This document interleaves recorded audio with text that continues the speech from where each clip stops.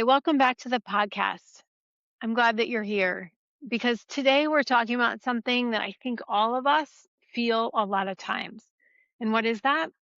It's like we're broken. I just had a conversation with a client today where she said, you know, it should have been different. I shouldn't be in this phase of life, right? The children are getting older. They don't need me in the same way. You know, things should be easier. Why does life feel so hard? I had a client the other day that I was talking to, and she said, I've been divorced 8 years. It should be easier by now, right? Or we get to that moment in life, in sort of midlife, where we realize all of a sudden, oh, I just don't feel like myself. I feel ragey. I feel intense. I feel resentful.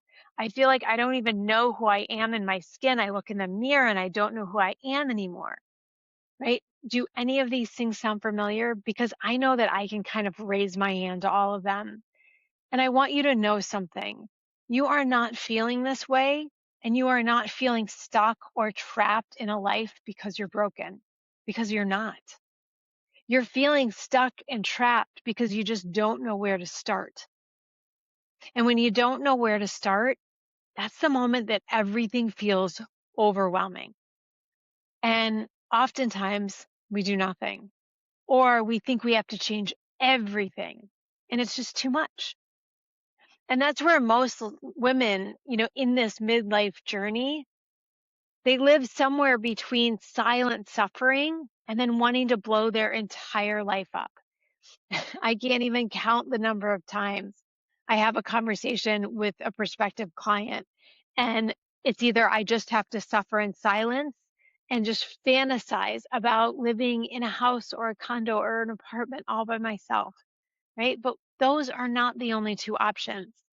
But too many times we think in these extremes because that's what our brains do.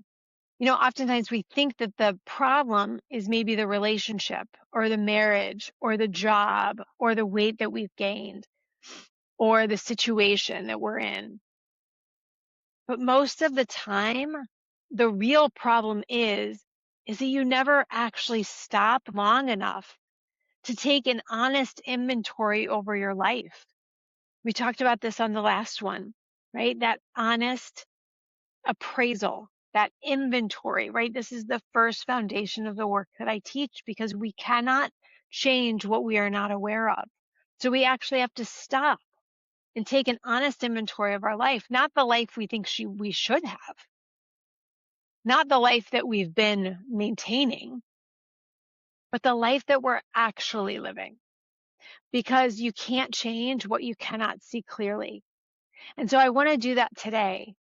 I had a woman reach out the other day after her first session, and she said, that 1 hour of this kind of work moved more than months of talk therapy, right? And that's a really common thing because, listen, talk therapy is amazing. I am currently getting my master's in counseling. I am all in for talk therapy.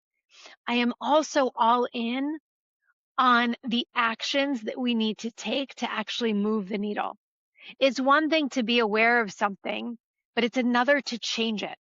And so that's where coaching and this sort of self-growth and this work through the midlife journey offers us this perspective to not just talk about the issue, but to change it. And so today I want to talk about kind of a midlife reset process because I'm going to give you a simple process to go through, not to fix your entire life, but to help you move the needle in one area. Because when we can do that, we start to feel better and we start to gain momentum. And that's what this woman, when she reached out to me, it's like all of a sudden I have some movement for the first time in years. And that's what I want for you after today's episode. So today we're going to take kind of a life inventory, again, that honest appraisal. So before you make any big decisions, right, you need some data. And so we're going to look at life buckets. You can sit down if you have a piece of paper and write them down. Just keep it really simple. So we're going to look at relationships. Maybe that's marriage, partnership. We're going to look at parenting. If you're a parent, Work and career is another bucket. Your home and your environment, huge, important thing. Connection with others, friendships, relationships with other women, right? Those connections are so important. And a bucket that has to be inside of this is self, right? This is your mental health, your physical health, your emotional health, and your spiritual health. So when we have all of those sort of buckets listed out, I want you to look at it in two ways. Ask yourself the question, who have I been in this area? And what I mean by that is, what is the role that I'm playing, right? Are you the fixer? Are you the peacekeeper? Are you the overfunctioner? Are you the one who goes last? Really looking at like, what are the roles that I play in each of these areas of my life can be hugely informative. Another option when you're looking at these life bucket resets is to look at it from an energy perspective. So what is this area of my life actually costing me? Is it filling me up? Am I energized by it? Is it draining me? Am I exhausted by it? Is it sort of on zero? Or is it pretty neutral? Right? And a lot of times what we want to do is if you have each of them and you have like a little bucket or a circle, you can actually kind of fill up when you think about the energy. How much energy is going in that? Is it a quarter of a bucket? Is it a half a bucket? Is it a full bucket? And once you have this, you can start to see, right, what is actually going on. If you're like me and you love a journal prompt, maybe you can look at each area and you can just ask some questions. Where am I exhausted and why? Right? Where am I overgiving? Where am I quietly resentful? Where do I feel most like myself? You can look at it from those areas. Okay, so once you've done that, now we're going to go into step 2, which is to start to look for the imbalances, right? Because this is where it gets interesting. And this is where it actually gets honest. Because a lot of times we might think that the relationship is the problem, or a marriage is the problem, or our children might be the problem. But maybe our self bucket is totally empty. If everything is being poured into other areas outside of ourselves, and we wonder why our identity feels like it's gone, right? It's not really that big a question, because the loudest problem in our lives isn't always the root of the problem. It might be the one screaming and making the most noise, but it doesn't mean that that's where it's coming from. And so if you're being honest, you have to look at what area of my life is being most neglected right now. What am I blaming everything on that actually might not be the root of it? And start to get curious. Okay, so now step 3, this is the part that most of us kind of get a little off kilter on. Because either one, we look at it and we're too overwhelmed, right? We think, oh, there's too many things to do here. And so we end up, like I said at the top, not doing anything. So instead, step 3, what we're going to do is we're going to choose one area. One. Not more than one. One. And I'm saying that because a lot of times we're like, no, it's all a mess. But we've got to just focus on one thing. You don't need an entire life overhaul, but you do need to make one aligned decision. So I want you to stop and ask yourself right now, if I could shift one of these areas in the next 30 days, what would it be? And maybe you ask, what would actually create some relief for me right now? If one area could feel different, could I bring some ease and some relief to my life? And now we're going to move to step 4, which is build a simple plan, right? Again, simplicity. It's an underrated concept because we often want to change everything. We want to feel good, right? We just want things to be easier, right? We want things to not be so hard and so complicated. But again, we can't get lost in the bigness of it. We've got to come down to a simple plan. And this is where clarity gets built through the action of a plan. So you have to choose one focus. What is the one thing that I'm going to work on? If your self bucket is depleted, maybe you know that you're exhausted, you're not sleeping, maybe you're not feeling like yourself and you want you just really want to go get some movement or yoga or do something, I want you to just break it down to what is one thing that I'm going to work on. It might be sleep. It might be drinking more water.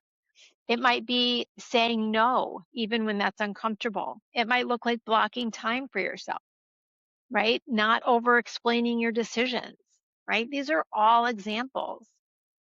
Getting to bed on time, setting a bedtime and then sticking to it. So what you're going to do in this plan is you're going to have one focused, one action, and then create a non-negotiable. So the one focus is what is the one thing that I'm going to be working on? And then you ask yourself, what is the one action that I can take this week? Maybe not even this week. What is the one action that I can take today? What is the one action I can take right now when I get done listening to this podcast? And then the third question is important because this brings up the non-negotiables. These are the little daily habits that we do without fail. These are the little promises that we keep to ourselves. And this is where the magic lies. But we have to take that honest appraisal and ask ourselves, what has to change in my behavior to support this, right? That one action, let's say that it's blocking time for yourself. Well, what has to change in your behavior to do that? Consistency, maybe following through. If it's having one honest conversation, right? What has to change in your behavior to do that? It might be being willing to actually sit down and have it. It might be scheduling it. It might be brainstorming what you're going to say. There's many things here, right? So one focus, one action, and then the non-negotiables, those things in your behavior that are going to support the focus and the action. And it's important at this point in the process, right, is to ask yourself kind of, what is one thing that I've been avoiding that I know would move me forward? And what would it look like if I followed through on it this week? When we start to get really honest with ourselves and we break it down into small, doable chunks, you can do more and experience more and have more relief and freedom than you even think possible. But it starts with those actions, those focus and the action on one thing. But what I can promise you, my friend, like without a doubt, is that you are not broken. You are whole and loved and worthy and creative and resourceful, and you have everything you need already inside of you. I know this to be true. And oftentimes when I talk to women who feel like they might be the problem, they might be broken, they did it wrong, it's just not so.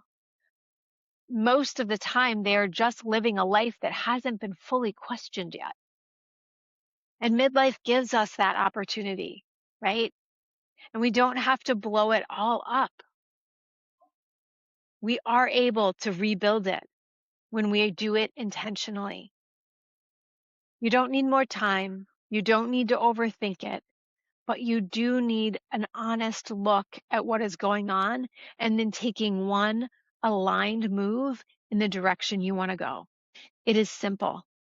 I'm not saying it's easy, but it is simple. And it requires us to get really honest with ourselves and then be willing to take the small doable actions to get us where we want to go. And if you want help doing this, like actually sitting down and mapping it out, that's exactly what I do inside my clarity calls with people. 1 hour together where we get really honest, we get really clear, and we build a plan that gets you out of feeling trapped and stuck in your life because you don't need to stay stuck. So I want you to do something for me. Do something for your kids. Do something for your partner. Do something for you and pick one area. Actually sit down and take an honest look and then pick one area, not 5. Again, 1. And take one action that moves you forward towards what you want within the next 24 hours. That's how it starts. And if you need the accountability to do that, I am here. And so there's a link in the show notes. You can book a clarity call. I will help you do this. I will help you create the plan. Because just like the client who came back and said, after literally 1 hour, I had more movement than I had in 8 years. And this is possible. Your life is waiting for you to get clear, to get honest, and to start making movement towards becoming the woman, having the freedom, the liberation, the joy, the passion, and the fun back in your life. All right. Just remember, you get to choose. You do. Nobody else. And I'm here rooting for you every step of the way. I'll see you on the next episode.